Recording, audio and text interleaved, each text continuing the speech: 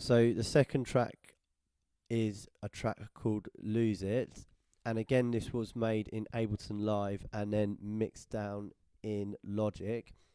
So I'm just going to go over the structure of the track first. Up to bar 49 is the intro.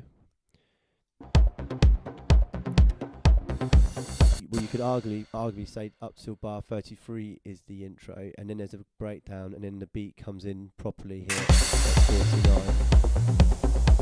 And then for the outro from 127, you can hear it starts building down. And then I have one small intro. Then there's a little breakdown here, which is more slow bridge.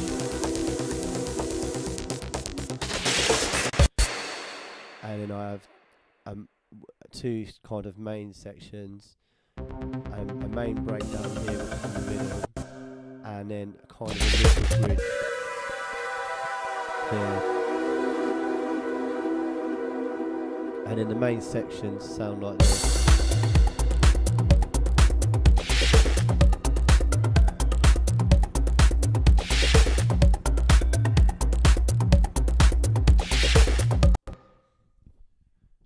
So the way this track was created is I have a kick here, which is just a sample which was imported using using the Impulse plugin, which is one of Ableton's plugins, and you can hear it sounds like that. I did use the liquid mix when I first mixed this down, but I think quite a few things have been turned off because I did the mixing again in Logic, so a lot of things have been turned off, so I won't go over those things now. There's a sub bass here which sounds like this,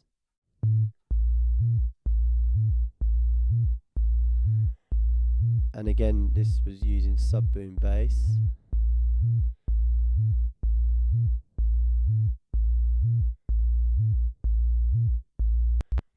And the setting is R&B deep bass. And now what makes this bass sound good is it's in legato mode, so you can hear the notes kind of move into each other. If it was just in mono mode, it sounds like this.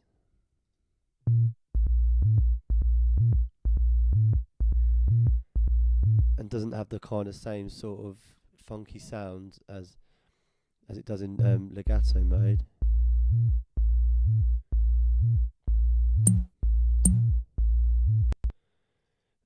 So the MIDI file is very simple. You can see there's just two notes being played, and because it's in legato mode, that little bit here where it overlaps, it kind of just goes up into the next note. So it's in A, and then kind of goes up into an A sharp or B flat.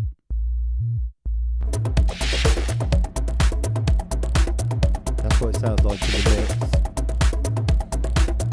And although you can't really hear the sub bass, you can hear when it's not there.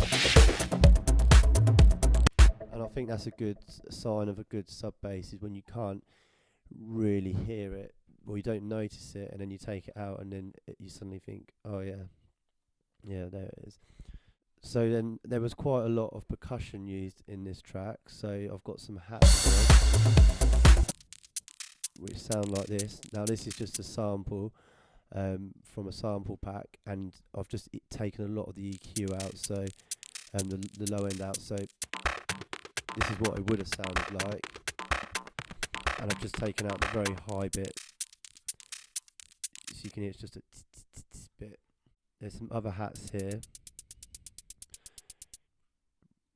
which I've actually used a synth to do this, and a lot of synths have sounds which sound like percussion instruments. So this is a hat sound, and using an instrument means you can choose different velocities, different MIDI notes, so you get kind of different pitches within that, so it doesn't sound as static as using just the same sounds and then just using that throughout the track.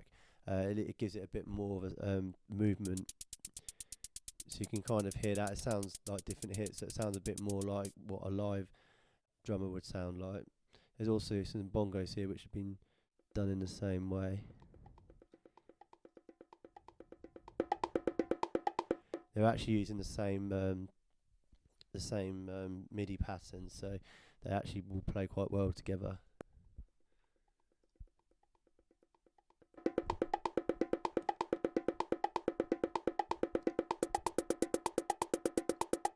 As you can hear there, I think that's one of the secrets to kind of getting everything to fit well together, is sometimes using things, using the same MIDI parts over different instruments or different samples, because then you'll get the you'll be able to hear kind of both of them, but then they're not really fighting with each other. They're sort of playing together.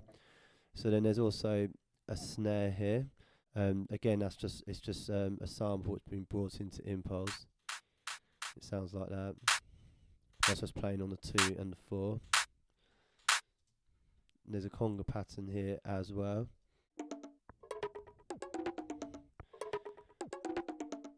Now this was actually something that I did using Guru. Now this is a technique I went through on the last song, where I brought in a sample into Guru and then changed the pitch using the using one of the options on there, but you can't export the MIDI with the pitch alterations on it, so you have to bounce it down as audio. So I don't have that available now, but this is how it sounds with the effects on. It's quite an interesting way to make your own kind of loops, but then the only thing is you just have to bounce them down as audio. So I have some other congas here. This is a sample, and it would have sounded like this. And I've added some vinyl distortion, and I've basically taken up most of the EQ and just left that one little bit, that bit, which is the bit that I wanted. There's also a bongo loop here, which would have sounded like this. And I've added Effectrix, which is this plugin.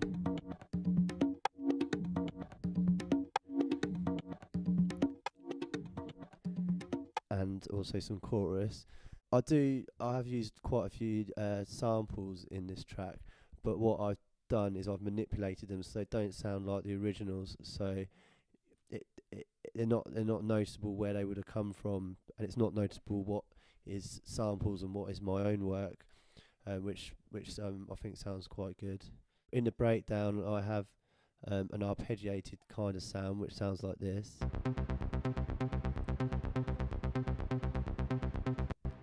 Here's the MIDI sequence that I used, or I created even, and it was using the Ace plugin with the and this is what I used for it. The patch is BT Beloved, which I normally alter them slightly to make them sound how I want to sound, and that's got EQ and compression. It's filtered, and there's also reverb on. So this is what it sounds like with nothing on. And you can hear there's a lot of bottom end taken out and compression added. And then it's filtered as well, and the filter frequency comes in and out, you can see right here, which adds movement in the track. And then there's also reverb on. The reverb makes it sound a lot more lighter and a lot more spaced out in the mix.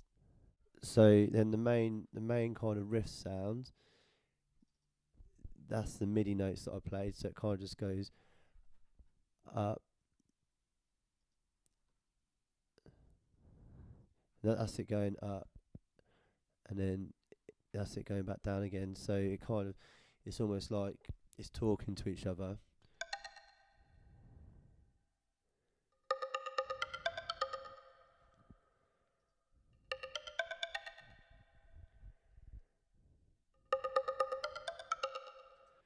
Now this has reverb, delay,